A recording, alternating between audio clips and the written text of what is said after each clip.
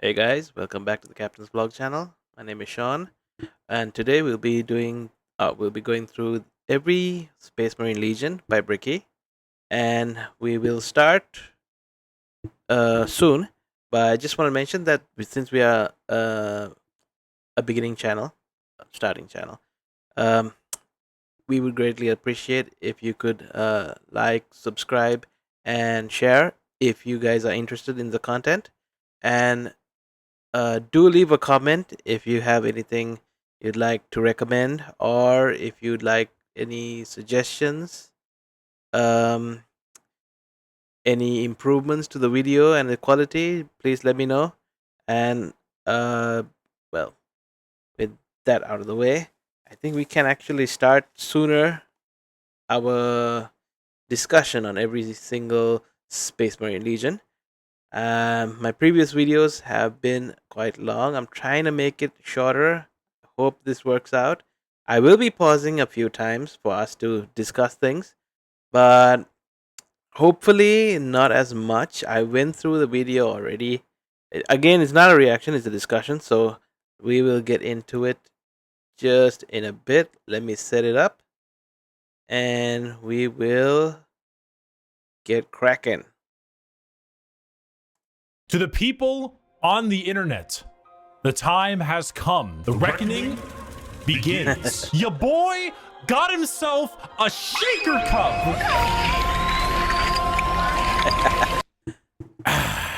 After many I actually months got his of Gamer Subs chilling flavor. Gamer What was it Subs called? like mad, my favorite Sweet thing to six-pack, do, yeah. we have ourselves a goddamn shaker cup. It's here. Not bad, The but it's not official my favorite Bricky flavor. Waifu shaker cup. Do you still see haven't finished the it. gal on here? If it's not great at focusing, I'm sure there'll be a thing in the background. Skater, put a thing in the background. Long chicken white hair, noodles. absolutely. A bit more toned, abs, obviously. Bikini, hit it. Legally distinct mark on the face, of course. She wants you to do the diddle thing, maybe, but most likely to serve in a glorious army. Legally distinct? I think so. The Bricky Shaker Cup is available now, and you should get it while it is hot. But if you're thinking, Bricky, what should I put in this? Well, how about my top 10 favorite Gamer Subs flavors? From number 1 to number 10, all of them incredible, but listed regardless, and an addendum for those that are caffeine free. This Shaker Cup is available now in the description of this video. You may use code Bricky as well at checkout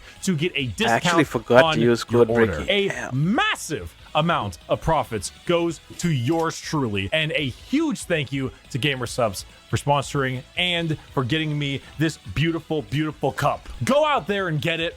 I'm gonna take one more sip for the camera, slow it down, throw some sexy music in there, and I'll see you guys soon.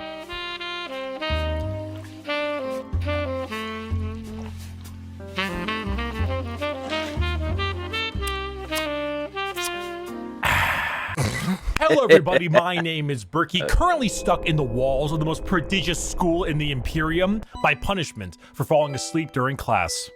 God bless the Schola Progenium. Many of you have come across my Every Faction Explained video. Firstly, thank you. Secondly, we are here to dig a little deeper. Space Marines are the quintessential poster boys of Warhammer 40,000. When people think 40k, they think Space Marines, but there are many types of Space Marines, formed from 20 separate legions. We are going to rattle them off in order and give you a quick rundown of each one. A disclaimer, like in my Every Faction Explained video, this is a mix of accuracy and memes. If I say the Salamander's Legion specializes in hugging children and petting puppies, they aren't exactly doing that, mostly.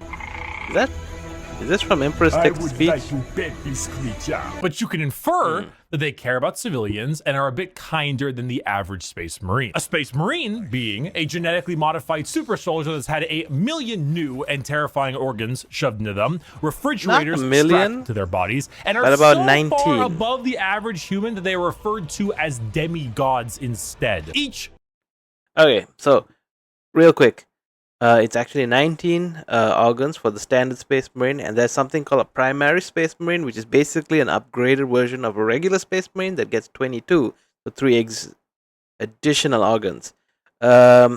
the primaries are generally bigger, stronger, and get better gear. They are the updated version, most likely because Games Workshop wanted to update their models. But either way, the stuff they get is pretty cool. And about the refrigerators on their back, it's actually power like a power pack to support power to the suit. It's kind of like a mini fusion reactor. If you take care of it, it's the power can last indefinitely. And what's it called? They have environmental control on it. They have life support system on it. So they have nutrient reservoirs and what's it called? Air recycling system. So basically, they don't need to eat or drink while they're in mission in the suit doing whatever they need to do. Not too bad. I mean, pretty cool. Just wear that and you don't have to eat or drink for days, maybe weeks, maybe indefinitely. I'm not too sure, but pretty damn useful.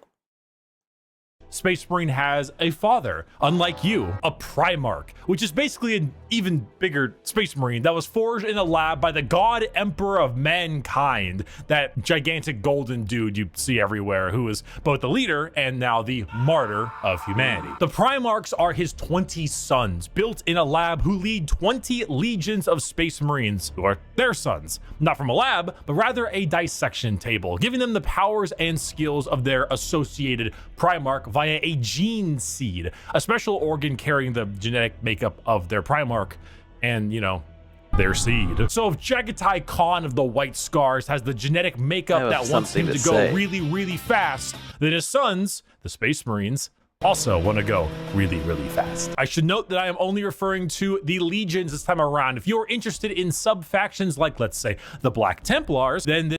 Before we get into that, one thing about the gene, a couple things about the gene seeds. He's right with everything he said about the gene seed, but as a note that these gene seeds are sometimes, most of the time, harvested from dead Space Marines to be reused in new Space Marines, because it's a way of preserving that genetic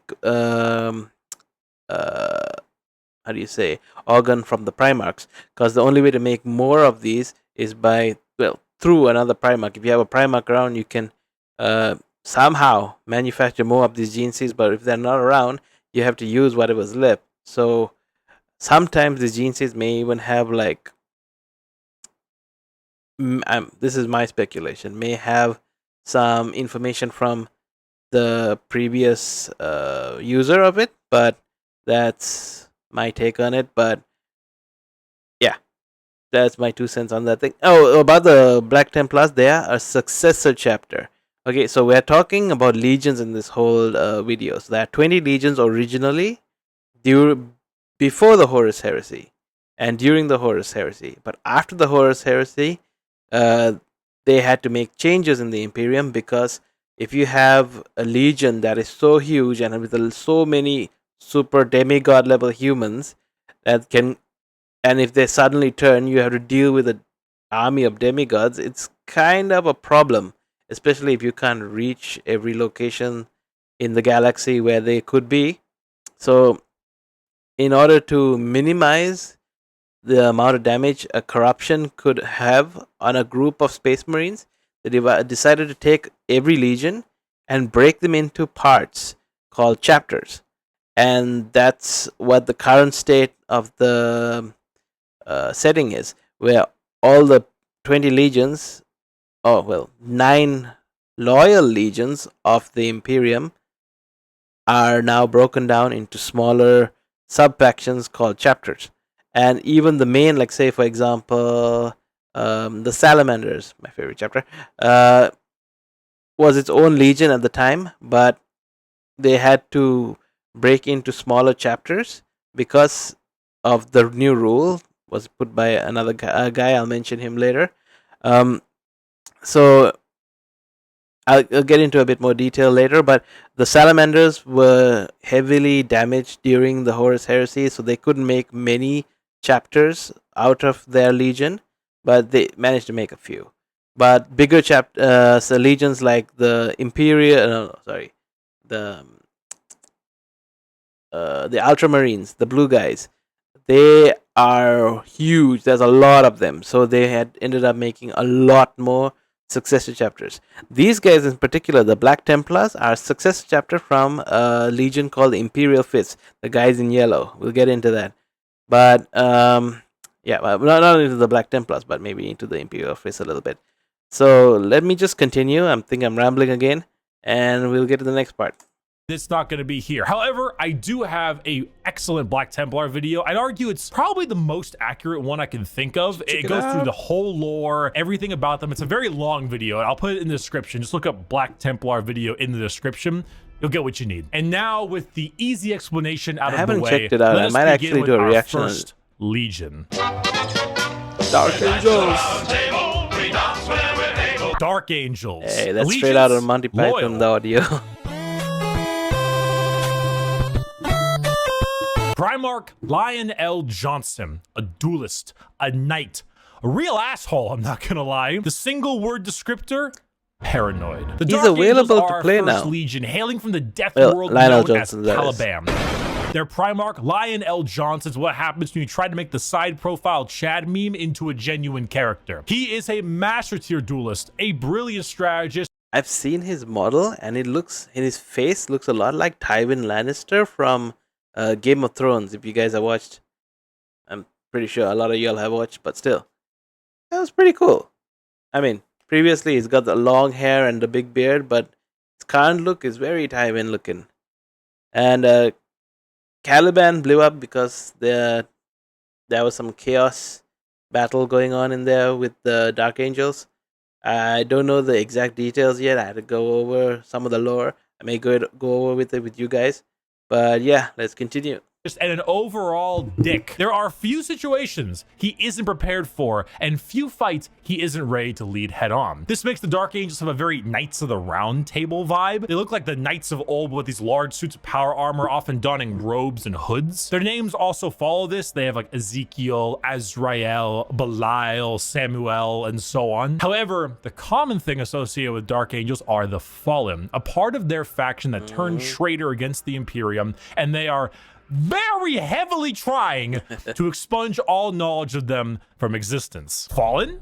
What Fallen? Never heard of any Fallen. Do you know about the Fallen? We're gonna take you away and mind probe you to make sure you have never heard of the Fallen. They definitely don't exist, and if they do exist, which they don't, we will find them even though they don't exist. They love their interrogations. They thrive in it. Lionel Johnson is a scorched earth policy sometimes, and it's given to his sons in force, which makes sense considering that when the Lion heard of a Chaos Primarch on a homeworld different Primarch, whose mom was there, he was like, let's nuke it. The Dark Angels are a special group where they formulate themselves into 3 different factions. The Deathwing Terminators, slow-moving, tough phalanx. The Ravenwing, fast jet bikes. All right. Wait, let me move back a little bit. Okay. One thing.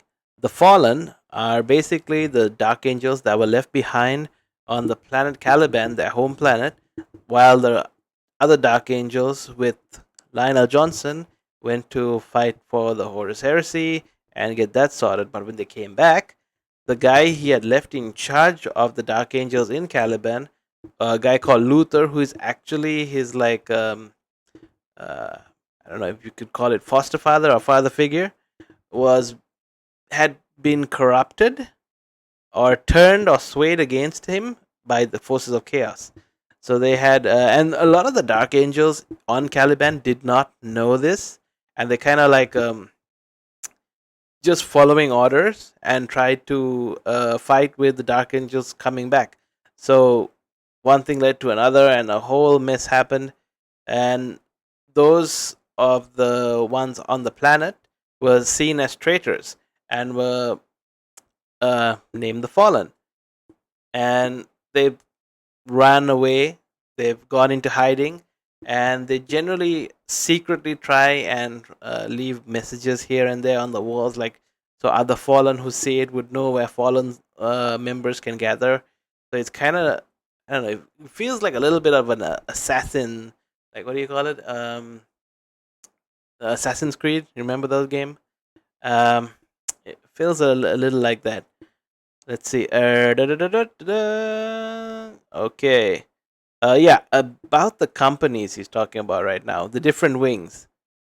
Let's nuke it. The Dark Angels are a special group where they formulate themselves into 3 different factions. The Deathwing Terminators, slow-moving, basically tough companies phalanx. The Raven Wing, fast jet bikes and flyers. And the Green Wing, which is your standard Marines. They are a jack of all trades, but not in the sense where they're good at everything, but rather they have a lot of things that are good at specific things. Like instead of 20 people that have a multi-tool, they instead have 20 people with gigantic power tools for every job imaginable. If you like being suspicious about everyone and about the gigantic power tools bit, they generally have a lot of relics because they were the first Legion. They had access to a lot of the old stuff from the Imperium's older days and anything new as well. They generally were hoarding it. That's why they had a bit of a pride issue as well. They are the ones with the best equipment and the best access to everything. So, yeah, that's everything in your surroundings, but you also like to have a whole lot of deep night type lore. Run the Dark Angels. The One Piece. Yeah, a lot. The very One Piece is real. Our second Legion is a special one. It does not exist. 2nd and 11th don't exist. The Forgotten and the Purged. Just so you know. The numbers all go to 11. The Emperor's Children. Allegiance, traitor. Primarch, Fulgrim, a perfectionist, an artist, a sneaky snaky snake. And the single word descriptor, perfection. The Emperor's Children are all about the pursuit of perfection. Perfection in all they do. Perfection in war, in artistry, and perfection in every other aspect of life. Their armor is a gleaming pink, purple, and gold. Their ships have spires of gorgeous marble and gold statues in their honor. Fulgrim is a man who believes the pursuit of perfection is the goal of all things. And I mean, look at him. Can you truly tell me he is not perfect? Pink and black. The features. As Primarchs go, he is the one you look at, and if 40K had a guy that would give you the best sex you've ever had and never call you back, this is the fucking guy. Which is why this pursuit of decadence led them to the evils of chaos. Yes,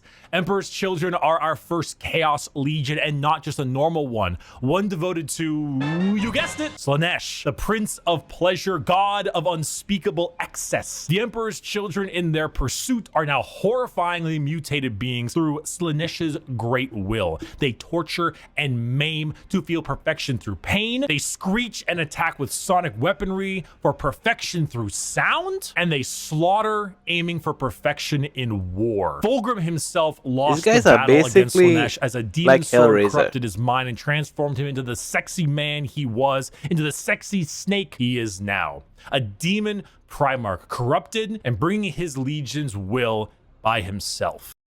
Basically, they're like I said, they're like Hellraiser. They enjoy the torture, they enjoy the pain. And how do you say, they basically mutilate themselves to achieve some warped parody of perfection. So that's why they look a bit grotesque. Some of them look a lot grotesque, but it's just Hellraiser in 40K. As far as Emperor's Children go, they are some bad people. They do horrible things to anyone and everything. If you look at his shoulder plate, you'd see some head trophies that he's got there. I don't know if he's going to do the same thing for this guy here, but... In fact, they're such trolls that their battle cry is for the Emperor, despite being horribly mutated and corrupted. If you've ever taken a little too much of a drug, or maybe the music at a concert was too loud and you didn't bring any earplugs, or whatever the reason, you just take all those things and you dial it, and you dial it, and you twist it, and the knob breaks. And that is the Emperor's Children. God is dead. God remains dead, and we have killed him. The Iron Warriors. Allegiance, traitor. Primarch, Perturabo, a warlord, a siege smith, an incel. Single word descriptor, siege. Continuing the trend of our Chaos Legions, we have the Iron Warriors led by Primarch Perturabo of Olympia. To understand the Iron Warriors, though, one must first understand Perturabo. A man so bitter coffee beans run for light. A man who hates the world and everyone in it, who never got recognition for his deeds, who hates his brothers and hates their accomplishments even more. Someone so laughably petty, so incredibly bitter that he goes full circle brutal to becoming likable. Why? Because he's competent. The Horus Heresy, we didn't talk about the Horus Heresy. Basically, Perturabo is good at his job, but he was heavily underappreciated and then got really angry and joined the dark side. Now, back to the Horus Heresy. Intermission. So Horus was the Emperor's favorite son, right? You know, so the Emperor walked into his room. Horus said, Dad, I just gifted 150 subs to Amaranth, and she said my name a ton, and she loved me for it. I really think that I might get to meet her one day. And it kind of played out something like this. Your feelings for her are not real. They are real to me! And then it started playing out a little bit more like this. Let the seas boil. Let the stars fall. Though it takes the last drop of my blood. Yeah. So Iron Warriors, Somewhat. the Horus Heresy wouldn't have. The Horus Heresy is more like, I mean, the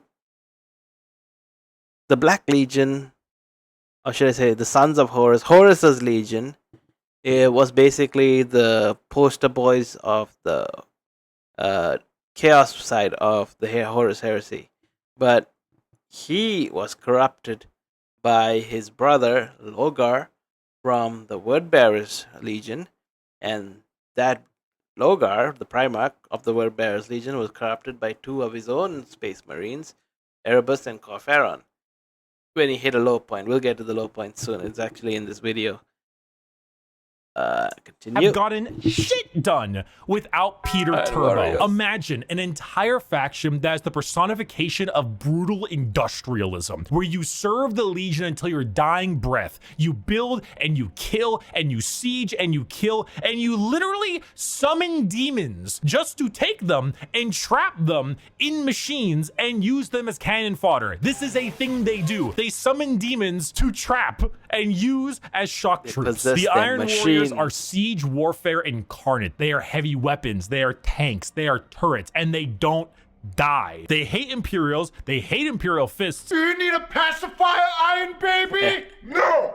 No, I don't! They are bitter incarnate. Perturabo and the Iron Warriors don't serve the Chaos Gods because they like them. They serve them because fuck you. These guys are neutral kids. Let's go! Not another They don't side speeding with this ticket. particular I'll god. fight it in court, but I don't think they're gonna accept gotta go fast as a medical condition. The White Scars. Not the White Allegiance, Scars, the Iron Warriors. Loyalist. Primarch, Jagatai Khan, a speed demon, a plane strider, a roast god. Single word Jagatai Khan, descriptor, the White Scars, my second speed. favorite. Hailing from Space Marine Chagoras. chapter The White Legion. Scars are all about speed. They love melee, but they love it even more when they are doing it from a motorcycle or land speeder. Or honestly, just running really damn fast. The White Scars are honestly forgotten about a lot, and that's lore accurate. They are a legion that doesn't seek the recognition or glory from the combat they engage in. They engage in it because it is their duty and because they love it. Not in the insane slaughter enjoyment of loving it, but in the thrill of the fight. They are known as the Laughing Killers because they ride into battle with a smile on their face and a chuckle in their throat. And as you can tell by their Primarch's name, they are Mongolian based. Remove horses and replace them with motorcycles and land spears, and that's your style. They are heavily based on the old times of Genghis Khan, and consider this is 40k and everybody's evil. They that live in fits. a The White feudal Scars world. are actually physical scars And on their body, going back to because their of that, heritage they've on developed a Chagoras. The Khan Mongolian himself is kind of a culture. dickhead, but a reasonable one. He thinks ahead, he's intelligent, he's patient. He is often underestimated because he doesn't scream his accomplishments from the rooftops, which is what makes him and the White Scars dangerous. His skills are kept at bay, only to be truly shown when the time is needed. The White Scars are a forgotten legion often, but that doesn't diminish their accomplishments. All it does is surprise those who underestimate them. Speed, awesome Mongolian vibe they got going on, and if you really like to stab people, that's the White Scars for. Also, just a little bit of info. They like speed, but also they have a few psychers in their midst. But they are more shamanistic and less like full-blown mages and wizards. So they are somewhat accepted more than you'd have, say, like the frickin' Thousand Sons, who's got full-blown wizardry going on. But yeah, it's more tribal-esque because of the feudal society in their homeworld. I forgot the name. It's like Chogoris or something like that. But I think I butchered that. But yeah, them and the Space Wolves have psychers that are a bit shamanistic. So let's continue. For you. Shameless thirst break. This is Dog. Woof, Oh, woof, that's woof, it woof. right there. Woof, bitch. The Space Wolves. Allegiance, Loyalist. Primarch, Lehman Russ. A Viking, a Savage, the Undertaker. Single word descriptor. Lehman Wolf, Russ wolf, is the wolf, Emperor's wolf, wolf, wolf. There's so many executioner. Goddamn wolf units. Skater, how many units in the Space Well, it's Wolves rumored to Codex have dealt the with- word wolf in their name? Yeah, they have a lot of wolf in their The name. Space Wolves are the 6th Legion and hail from Fenris, a frozen wasteland of a world with their Fenris, in the Primarch, world's named Lehman after King Russ. Wolf. I don't really need to spend a whole lot of time talking about the Space Wolves because it's very obvious who they are. They are the second most obvious what their shtick is legion in the 20 legions, besides the World Eaters. When you look at the Space Wolves behind, what do you see? Do you see Vikings in space? You've done it.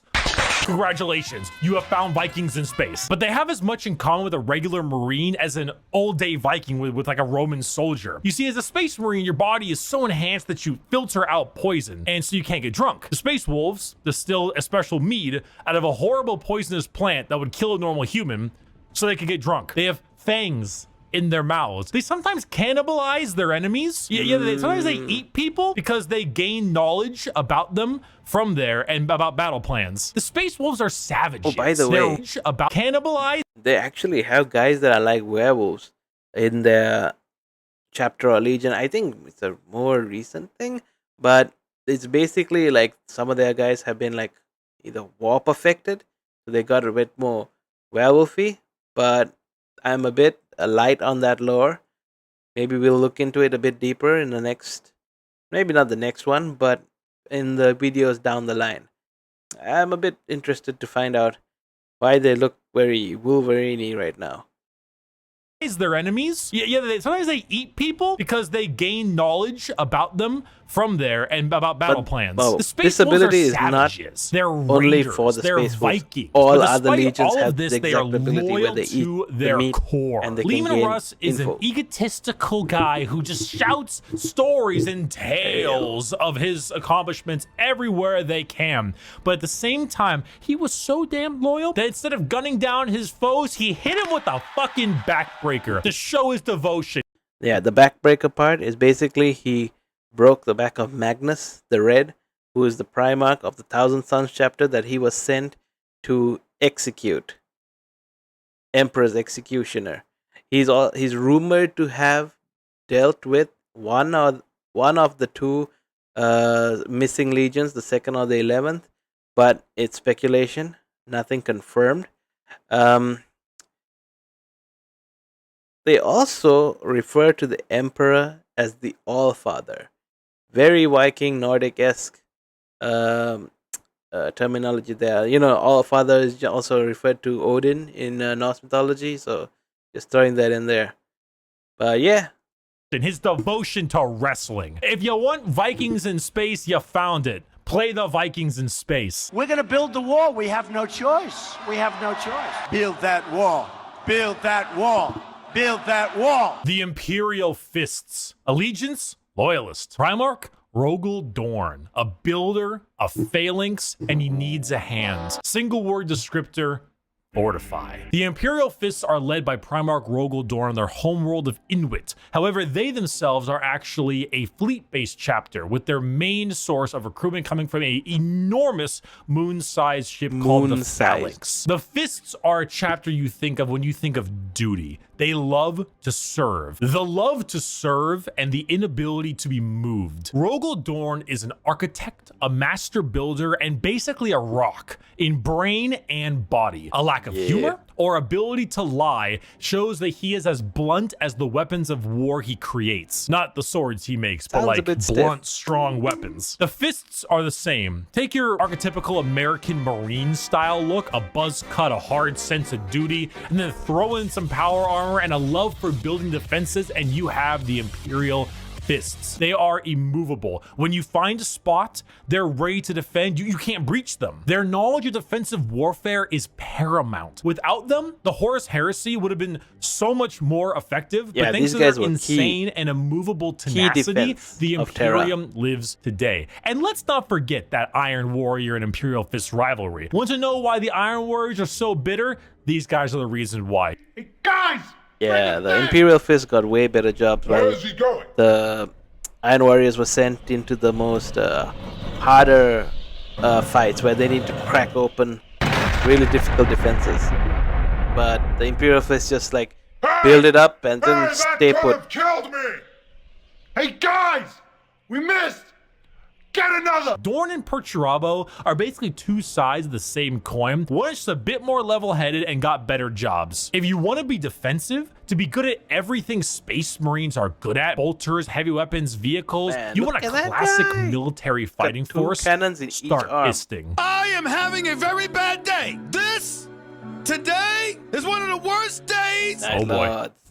Oh boy, here we go. The Night Lords. Allegiance, Heretic. Primarch favorite Chaos Conrad Marine look. Kurz, a sadist, a vigilante, Fortunately, the Primarch's dead. Presso Espresso. Single word, fear. The Night Lords are my favorite legion, hailing from Nostromo and their Primarch, Nostromo Conrad blew up Kurz. because they of are the a Primarch. traitor legion He blew from it a up. planet known as the Sunless World or the World of Endless Night. tell you Nostromo why is in a minute. horrible hive city that is known for being host to some of the worst gang violence, murder, and working conditions around. The only thing keeping the population in check is the suicide rate. The Night Lords followed in the footsteps of their Primarch, a man who believed in a twisted sense of justice and that the only way to make humans compliant is through fear.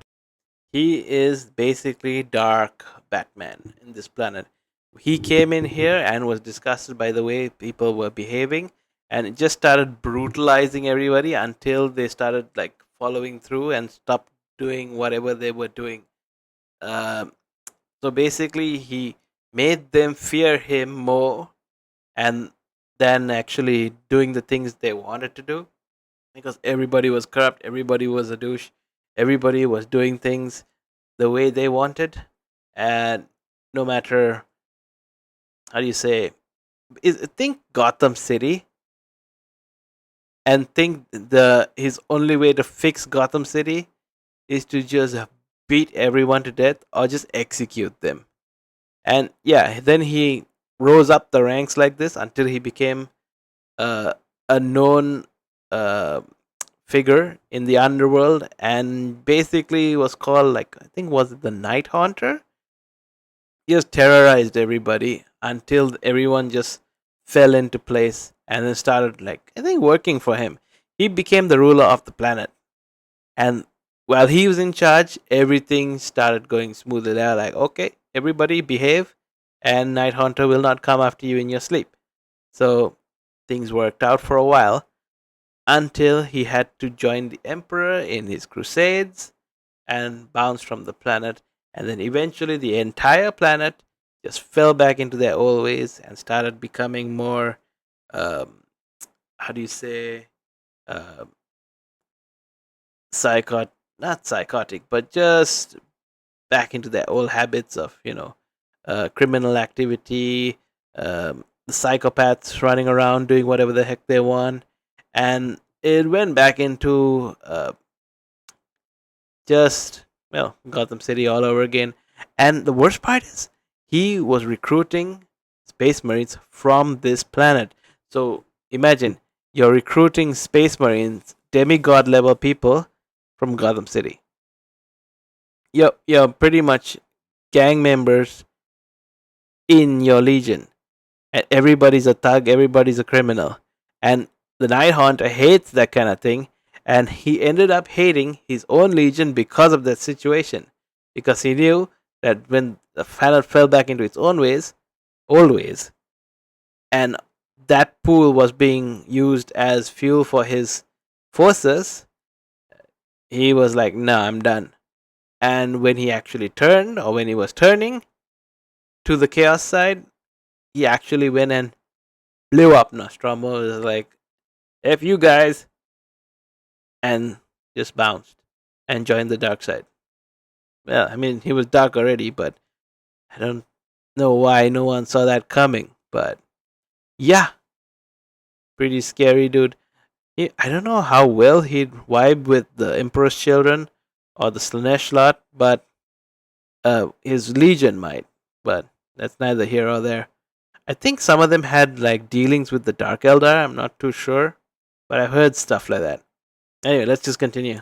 The Legion's lesson has been lost on them, as their ranks were repopulated by gang members, murderers, arsonists, torturers, and other words I can't say on YouTube, as young as 12 years old. Murderers before they were even teenagers, raised to become demigods. Now, fear is what they sow, and flesh is what they reap. The Night Lords are scum. They are the exact opposite of all other legions. They torture and they maim and they flay because they think it's fun. They run away often so they can come back and kill you with more numbers. They prey on the innocent and the weak. They kill normal civilians because it's easy and flee any battle where they don't possess overwhelming odds. They are the antithesis of normal space marines. They are scum. One time, a world did not comply to their demands, so they raided one of their ships and brought it into atmosphere. The crowds cheered and clapped as it appears that they had won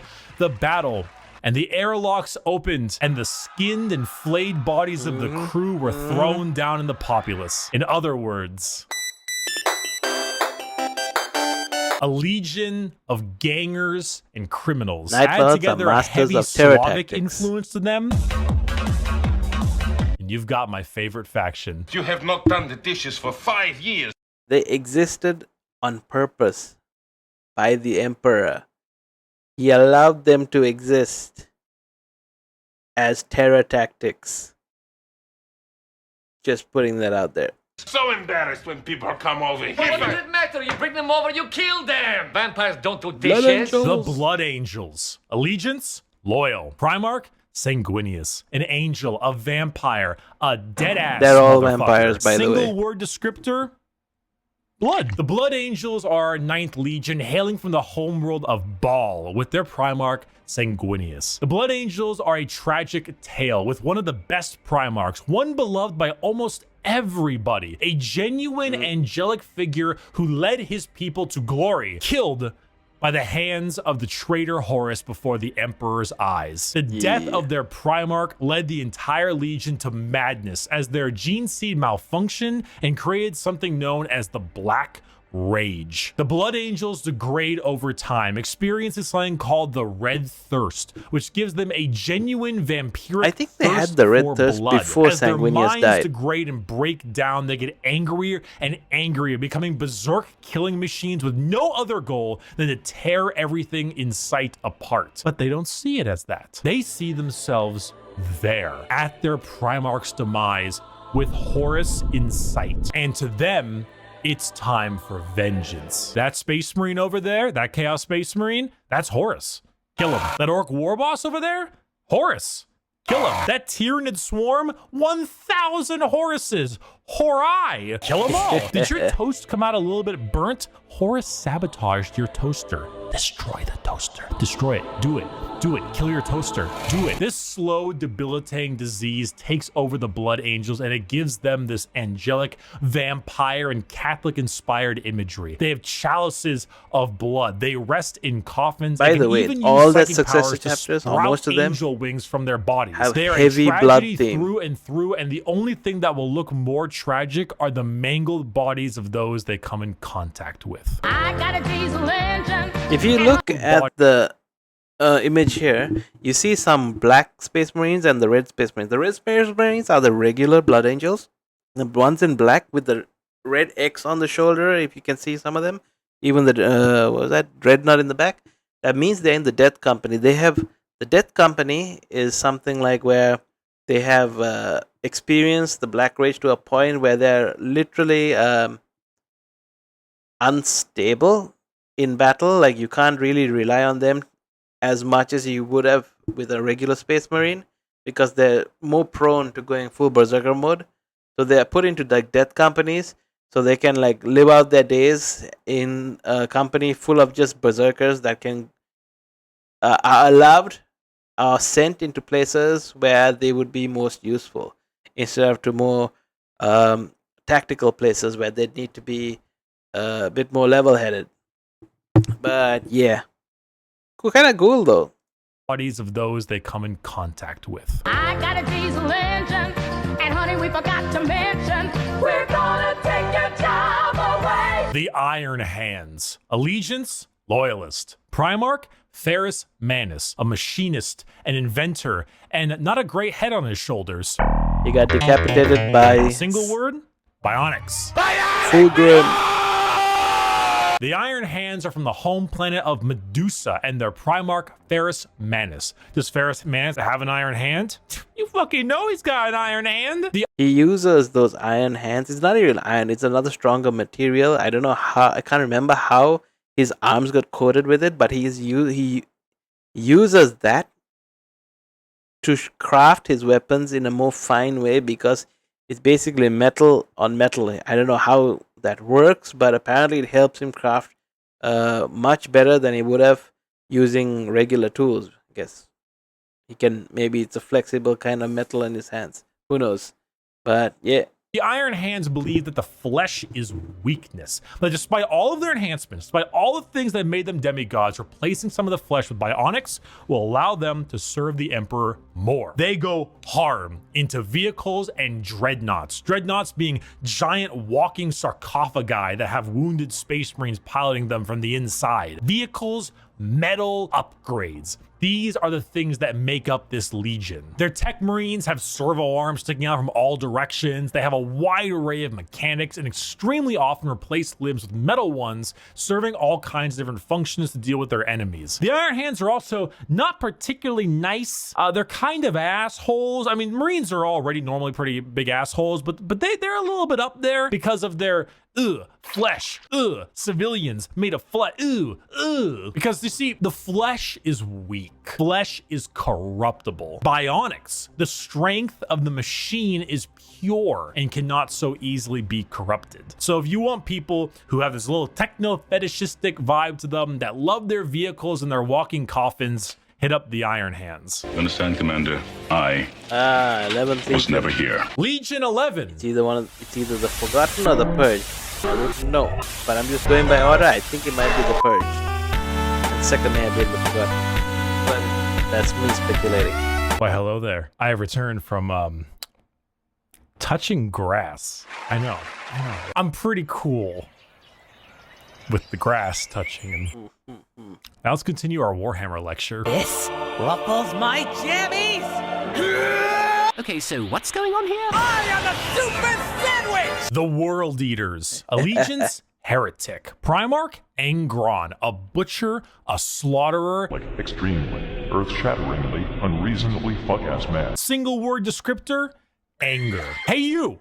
Yeah, you! Are you mad? Do you just fucking hate everything? I mentioned Do you want this murder everything in sight and get in rewarded another for video, doing so? previous Join video. The World Eaters, home planet of Nuceria, and Primarch Angron, who, if the name There is a didn't really good suggest, warrior tier is video real about fucking Angron angry. and the World Angron was Eaters. raised a slave, forced to fight in gladiator pits. When he refused, they shoved old world tech into his brain, so that if he ever felt any emotion other than anger, it caused him extreme pain. All his sons, wanting to be like their dad, also put a version of these nails in their brain. So now you have an entire legion who literally feel unimaginable pain if they are feeling any emotion other than anger. Slap them with a freight train of armor, 2 goddamn chainsaw axes, and you Send can them see after what's the gonna dead happen. companies. It's no wonder they're corrupted by corn. They're honestly a surprisingly sad legion that The Blood Angels were Korn's first choice, but he ended up getting the World Eaters somehow.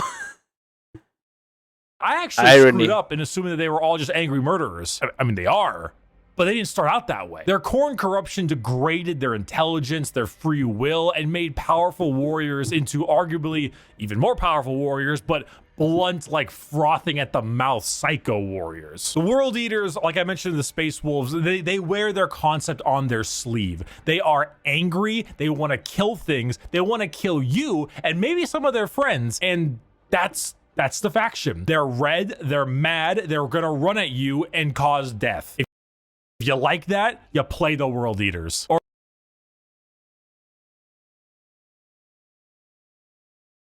there is a nice dynamic between Angron and a guy called Khan the Betrayer in the Warrior tier video I mentioned earlier.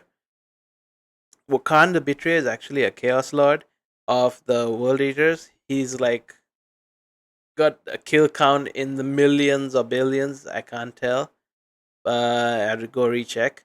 But he crazy. I mean, right now he's crazy because he's lost nearly all sense of self, and he even kills his own guys. That's why he's called the Betrayer. Because sometimes if he's like has the trigger finger, he's gonna take an axe and just hack into any world eaters nearby, because he needs to let loose. I mean, Angron probably is the same right now, but they had a nice dynamic in that in the past. I mean, Angron was still crazy even before Khan the Betrayer, but y'all should really check out the Warrior tier video. It's really nice. I don't know if I'll link it here, but maybe I'd react to it, but go over it. I think I might react to it because it's been a while since I've seen it. I've forgotten a lot of things. But yeah. Let's continue.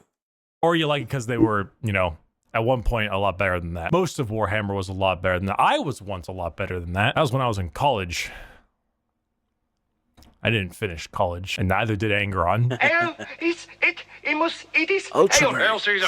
It's not done by sunrise. I'll cut your balls off. The It's Space Marine Ultramarines. 2, these are the Allegiance, guys. Loyalist. Primarch, Rabute Gilliman. That's how it's said. An analyst, a diplomat, a blueberry Boy Scout. Single word descriptor, duty. When you see Space Marines on a box or just Space Marines in promotional material, notice how they are always colored blue. These are the blue Space Marines. These ones here, the Ultramarines, who hail from the world of Macrog with their Primarch, Rabute Gorilla Man. Ultramarines are the white bread of Space Marines, the grilled chicken with salt and pepper. And this is by no means an insult. They are plain Jane, but that's also because they are so goddamn good at their job. Their skill for warfare is paramount, but so is their ability for leadership. Gilliman for a while was a damn boring Primarch for all the reasons he was great, because no matter how hard you try, you don't win a war without logistics, without supply lines, without trade routes, without infrastructure and economy. You don't win anything without all that stuff, and Gilliman knows it, which is why he has one of the largest standing empires in the Imperium. He's named known as the Ultramar, governor, which is why among his sons certain are the Primarchs. most recognizable of all the Space Marines, which is why the only thing that rivals the weight of their victories is the weight of their egos. Oh, he's They are available good at to play in the everything game. and bad at Tabletop, that nothing. is. They are great at everything. Other legions can do other things better than them, but they are good at everything. The most interesting thing about the Ultramarines is their characters, as they are all now inflicted with various amounts of ultra depression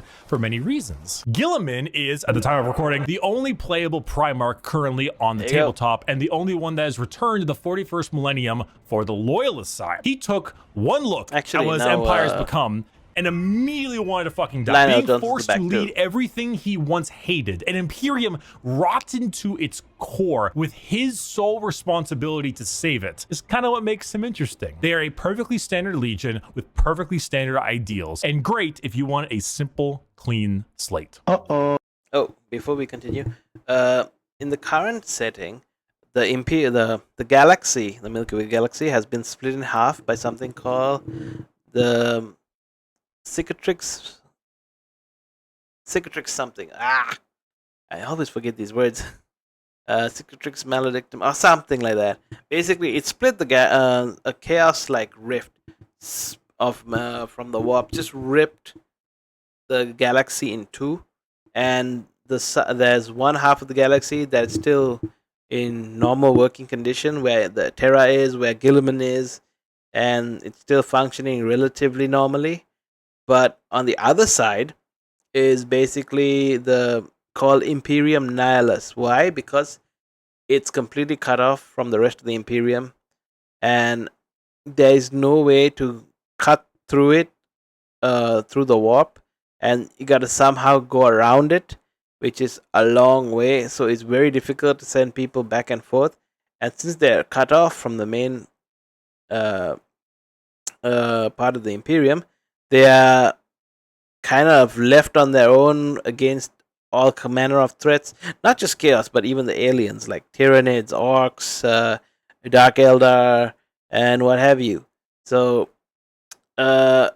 interesting enough, since Gilliman is on the side that's fine, the Imperium Nihilus actually had is where Lionel Johnson woke up. So he's on that side, recruiting his own like Fallen back to join him, calling them the Risen, if I'm correct. And he's kind of like, doing his job, trying to keep everything in order as much as he can. They can't travel much there. I don't know, some warp hanky panky going on, but he's able to. If you all play MTG, it's like Forest Walk.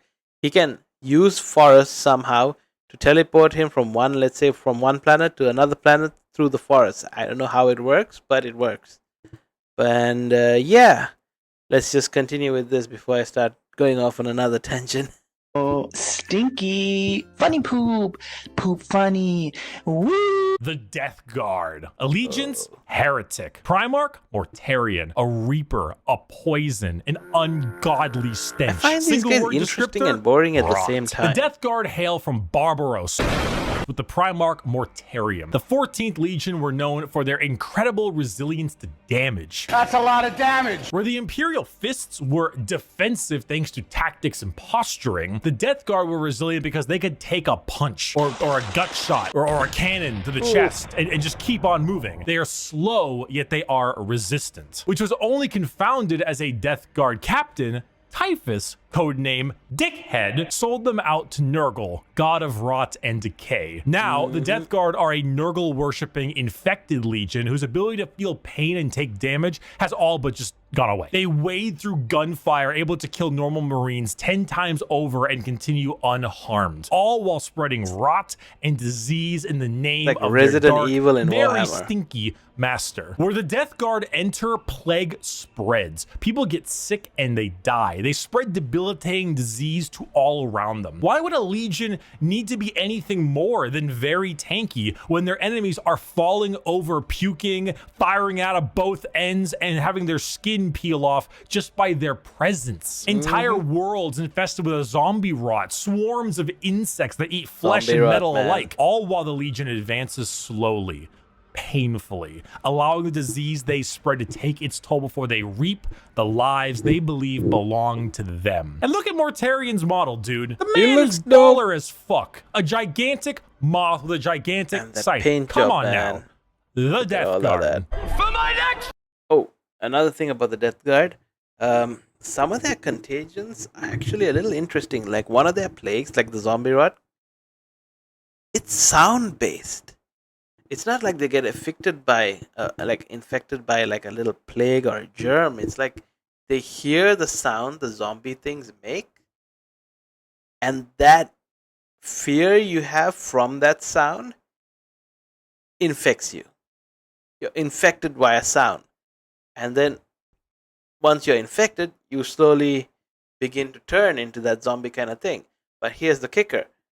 When you turn into the zombie kind of thing, it's a bit freaky. You're smiling too, and you have things growing out of you, you're rotting, and you start behaving weirdly. But while you're doing all that, you're still sane.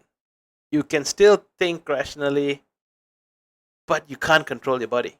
Your body is literally a zombie doing zombie things, and your mind is literally trapped in your own body, smiling and making all weird noises and shambling about with a bunch of other zombies attacking regular people while you're just watching and probably screaming in your own head. It's kind of wild, crazy.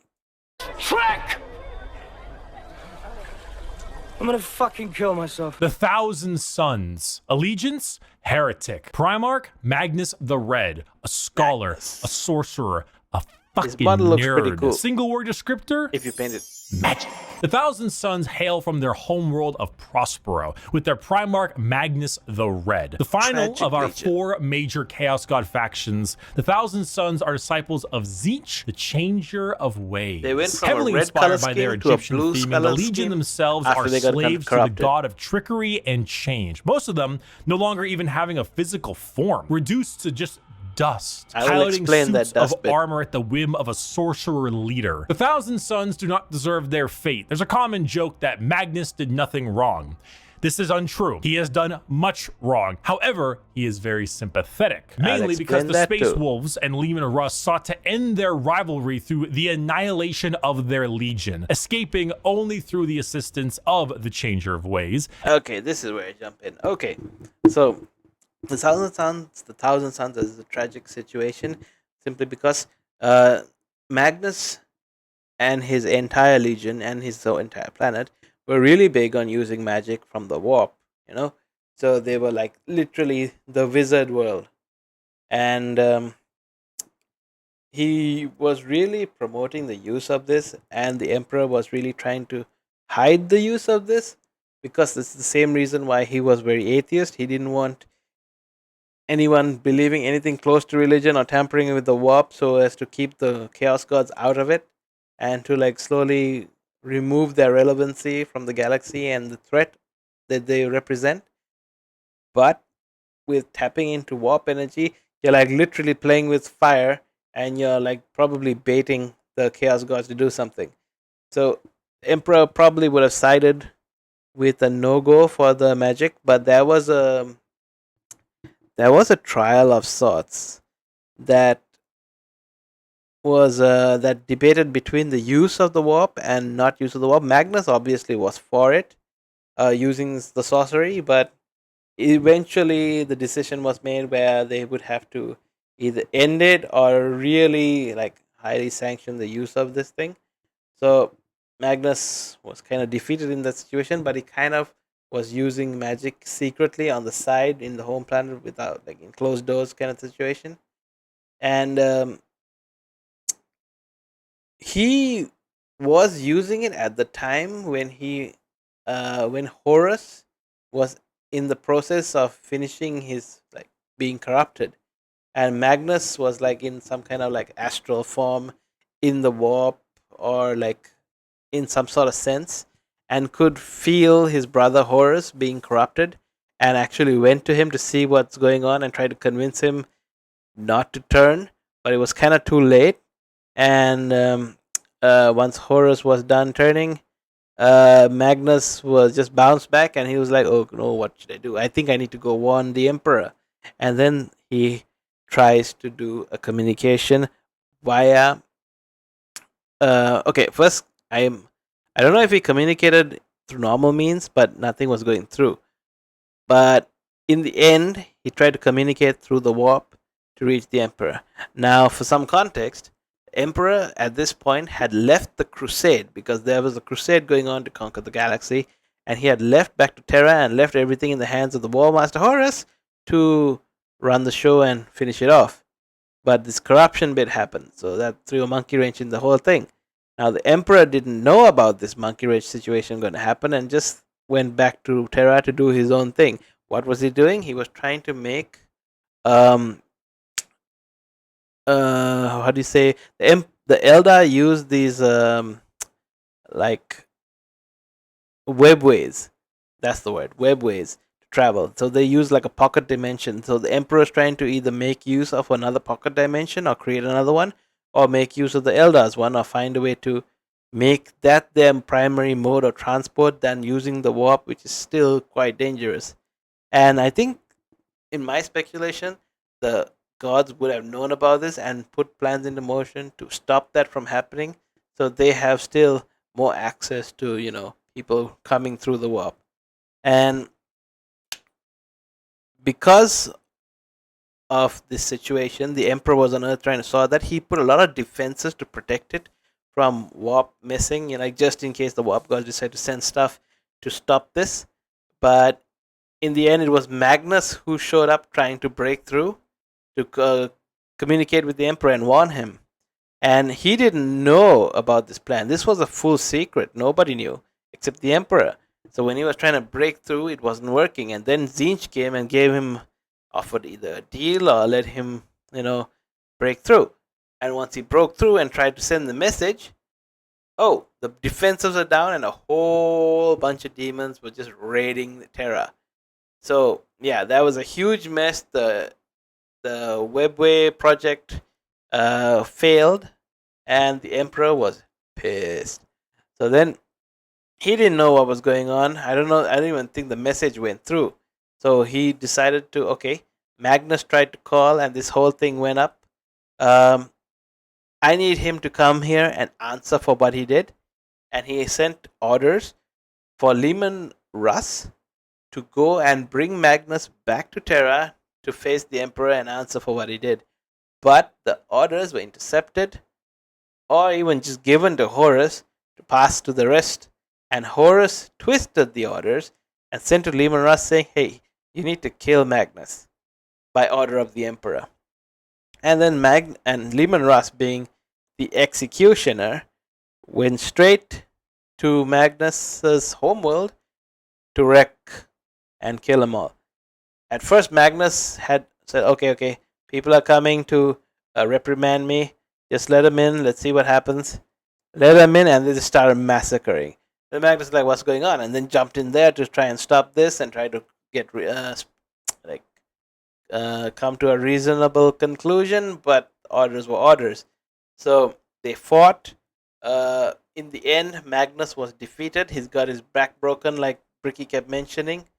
And just as he was about to be given a death blow, he agreed to a deal with Zinch, and I think all of him and the rest of the Thousand Sons were all teleported to a safer location under Zinch's control in the warp. Safer location is basically in quotes because it's in the warp, but it's away from Lehman Russ and his butchery space wolves at the time.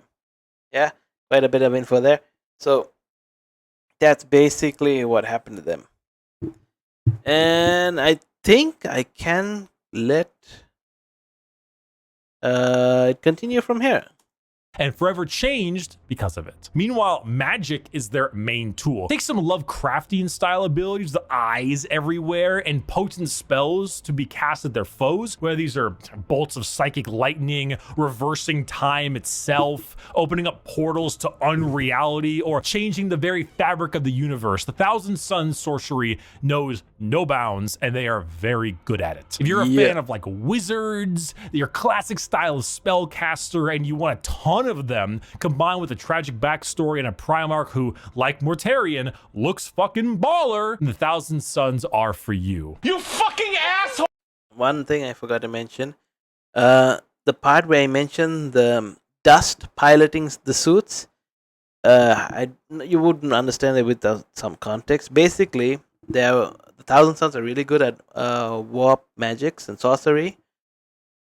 So there was this situation even before they were turning into the chaos side to join chaos, that a lot of their people were mutating through the use of the sorcery, and they were really looking for a way to stop that.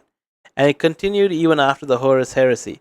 So they were like, okay, how do we stop this? Let's do a ritual. Okay, so this ritual, there's this guy called Ahriman, who's basically the chaos lord for the Thousand Sons. Really powerful wizard. I think maybe second to Magnus, if I'm not mistaken.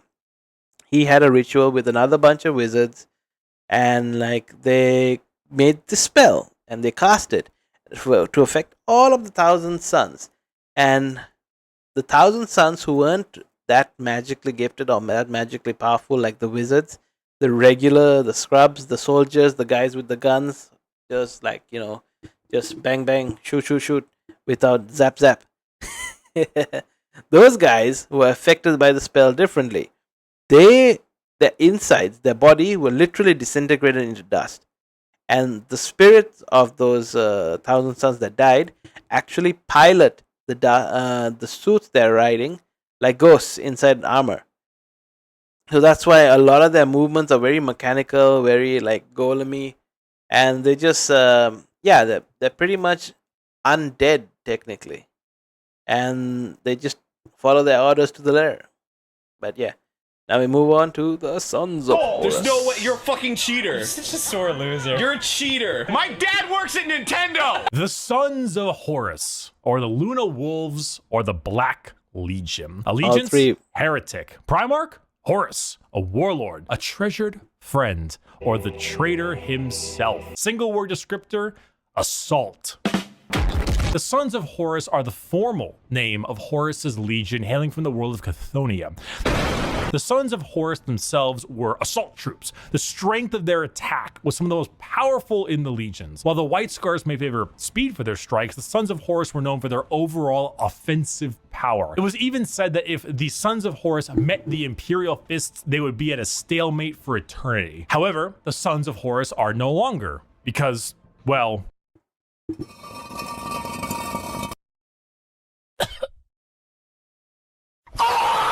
They are now instead the Black Legion, led by Abaddon the Despoiler, who claims to succeed where his father failed. So here's the thing. They were all called the Lunar Wolves before. That was the first name of the legion. But once Horus was made the War Master, the legion also had their names changed to reflect this change, and was called the Sons of Horus. And then is where the Horus heresy began around that timeline. Actually, it's in the first book. And the Black Legion situation happened after the Sons of Horus and the rest of the Chaos Space Marines were defeated by the Imperium. So, let's just say, once they were, oh god, the Sons of Horus were basically the poster boys of the Chaos side. They were the ones in charge, they were the ones leading, they were the ones who said, you go here and do this, because their Primarch was the leader of the whole rebellion, Horus. And so everyone just followed through. But once Horus was defeated, and they realized that the Chaos had lost the fight, the rebellion, they blamed most of the other Chaos Legions, just blamed the Sons of Horus and literally just started attacking them, just went.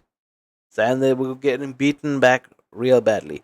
So Abaddon, who was part of this, actually took the reins afterwards and said he's gonna change the Legion again, have it all paint their armor black, and be called the Black Legion. And he wanted to differentiate it from the Sons of Horus by inviting members from any other Chaos Legion to join them. So it's basically a hodgepodge of anybody and everybody.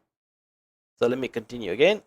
The Black Legion are still an offensive and assault-based force, but they act much like the Ultramarines, but for chaos. Your standard black and brass Space Marine, who are known for recruiting in all different kinds of avenues. Anyone can become a member of the Black Legion. Anyone can swear allegiance to the War Master. You gain favored by not just one, but all four gods equally. Their famous line, "Let the galaxy burn," is the best way to describe them. It doesn't matter what the outcome is. So long as the Imperium dies, the Black Legion has done its job. They are a legion formed from hatred and spite, with a clear goal in mind, as the Dark Gods are calling, and the Black Legion are sure to answer. Hello.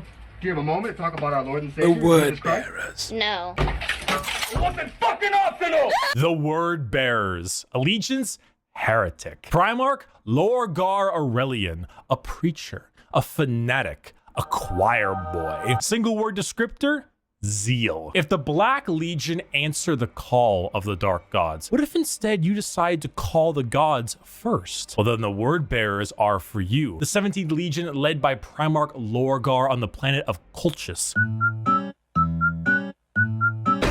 Originally obsessed with worshipping the Emperor of Mankind as a god, they found that despite his divinity, he was not worthy of worship. Because, he razed their equivalent of Jerusalem to the ground for daring to worship him. Could you imagine if God actually showed up and was just like, Jerusalem is stupid, it just destroyed the whole thing? Like, what would that do to your head? But there are gods that... It's not just like that. He had the entire legion brought to that planet where that city was, and had used his psyker powers to actually make the entire legion of the word bearers kneel down and watch as the city was bombarded and destroyed in front of them as the emperor was chastising them. So that kind of broke Logar to the point where he was like just brooding for a while, and allowed Corfaron and Erebus, 2 members of the word bearers who were already chaos aligned, to corrupt Logar and bring him to that dark side, and eventually the corruption started spreading from there.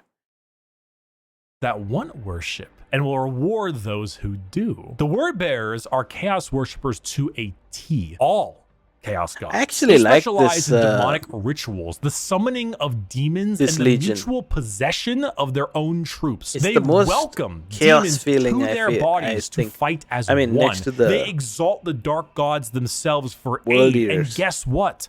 They answer. In the world of 40K, But Satan still, doesn't the just call you Night back. Lords look He damn cool. hops in his GT Mustang and he crashes on your couch. In the world of 40K, your rituals will end with genuine results. The word bearers know this. They know through sacrifices, through devotion, through dark baptism, the gods will answer and they will be rewarded. So they use it. They bring forth demons. They bring forth possessions. They bring forth the power of the neverborn, the damned, and those that hide in the dark to bear against the Imperium. Lorgar sits there, smiling, as the truth he always knew, the existence of gods and the importance of faith, is a reality.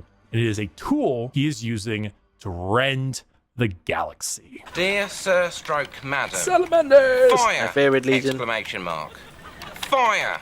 Exclamation mark. Help me! The Salamanders. Allegiance, Loyalist. Primarch, Vulcan. A Forge Master. A Behemoth. A very huggy boy. Single word descriptor, fire. The Salamanders hail from Nocturne, a volcanic planet home to their Primarch. They were called the Vulcan. Dragon They Warriors are before they were called the largest of the Salamanders. Space Marines, not due to numbers, but rather size. Vulcan, he is an enormous slab of beef, by far the largest of all the Primarchs. Yeah, However, all don't that, let his size Space fool you, Marines as are he is big. also the kindest. Salamanders have the juxtaposition of looking frightening, being larger than other Marines, at while them. They also look so boasting an intimidating. ashy, like coal color skin and blazing red eyes, while simultaneously carrying around all manner of flame weaponry. So your average civilian might be spooked, but in reality, they are by far the kindest of all the legions to those Kinda civilians. ironic. Vulcan They look the believes that to scariest safeguard and the the Imperium kindest. is to, at the end of the day,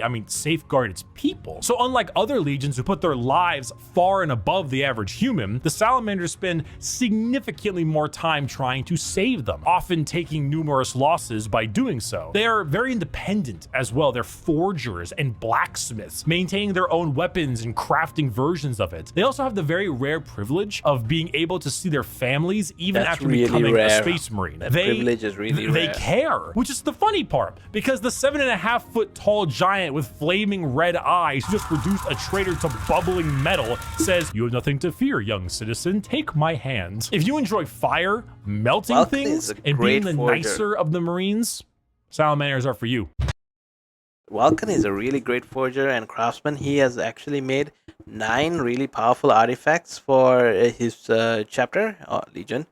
But due to the Horus Heresy and things happening between him and being captured, being tortured, escaping, he is actually not returned back to his Legion, and there is I don't know if it's a rumor or a prophecy of some sort that says that if the Salamanders retrieve all 9 of those artifacts, because apparently, I don't know how, but all 9 had been scattered. If they retrieve all 9, Vulcan would return to them. Well, that's what it's prophesied. So far they have got 5. They've collected 5. They've got to collect 4 more. Hopefully, when they do, Vulcan comes back. I really hope so. I'd like to see Vulcan. But yeah, I suspect they might come back soon. not 100% sure. It's speculation, but there's some rumors that Vulcan may be the next one coming. Either him or probably Lehman Russ. Not sure. There's also a chance of Corvus Corax coming, but we gotta wait and see. Speaking of,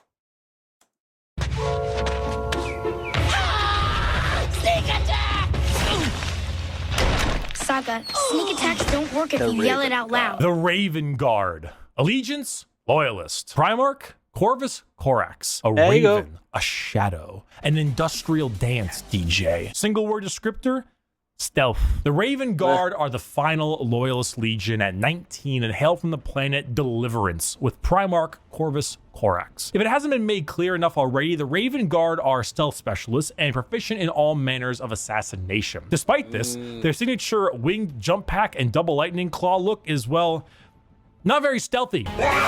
They are named after, of course, the Raven and embody the entire concept of it as a herald of death. They are stealthy, patient hunters that have no problem with waiting and waiting and waiting until the moment to strike is at hand. It's not easy being a stealth faction when your stealth involves people in 1 ton of power armor, but they find a way. That, more than anything, should not be used to show how ridiculous 40k is, even though it is, but rather to show how good the Raven Guard are at their jobs. It's not about them sneaking around you without being seen, but it's also about them having lied in wait for so long that it wasn't until they were in striking distance that you even realized they had been there. And also, if you want, edgelord Marines with a long black haircut, pale skin, ravens everywhere, if you want to field assassins and snipers abound, then the Raven Guard are for you.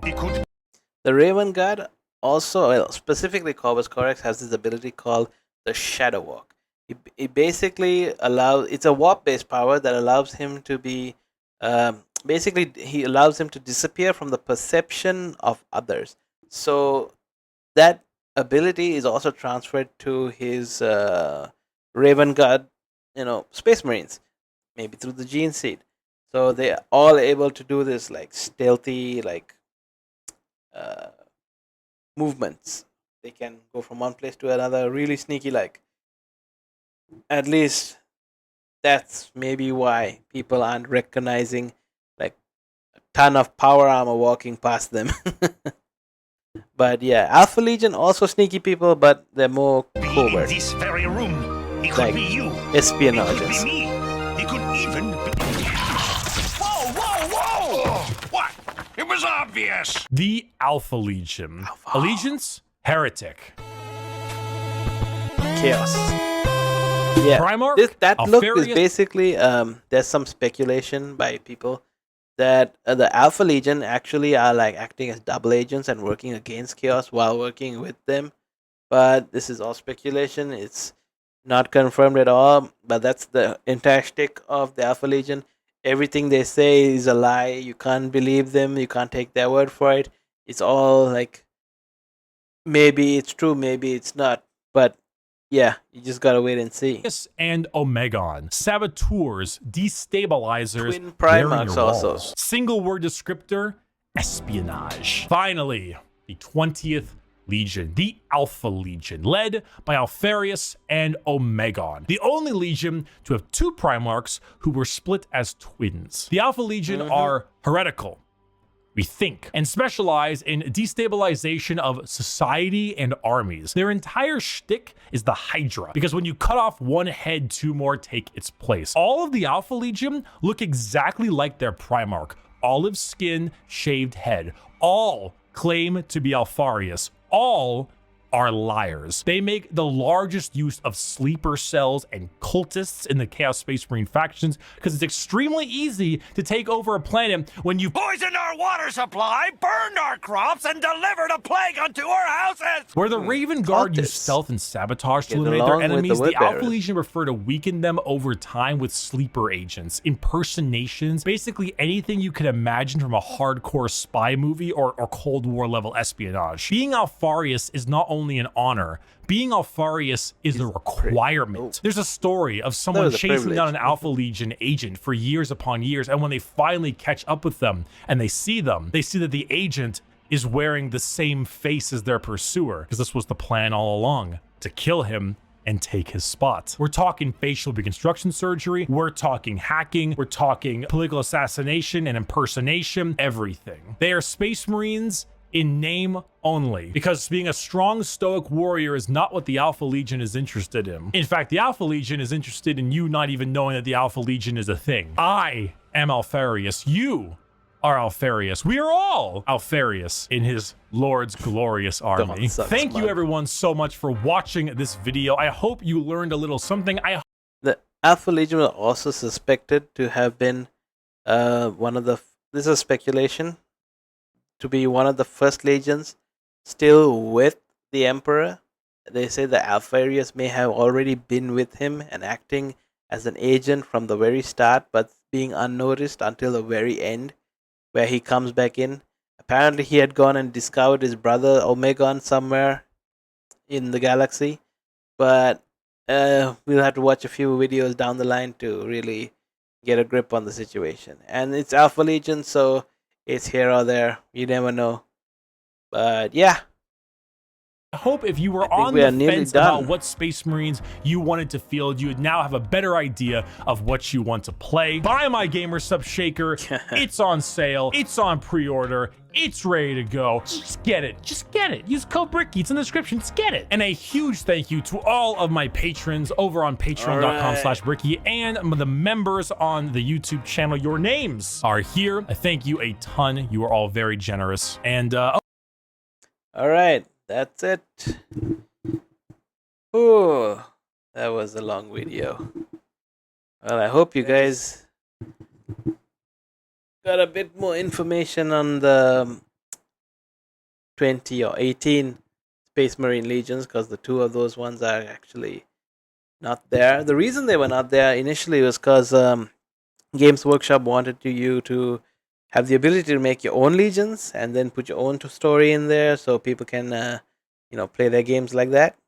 But I think it left a bit of a gap in the lore that people wanted to be filled, and slowly I think they're trying to come up with content here and there to try and fill it, but it's a gradual thing. There's speculation that those legions were destroyed because of a certain Xenos during the Crusade era, but yeah, that's how things have been going so far. Wow, this is a 1 hour 20-minute video. Okay, thanks for watching, guys. Like, share, and subscribe if you guys enjoyed the content, and leave a comment down below if there are things you'd like to see improved, if there are any suggestions or videos you'd like to watch, and I'll see you guys in the next one. Cheers.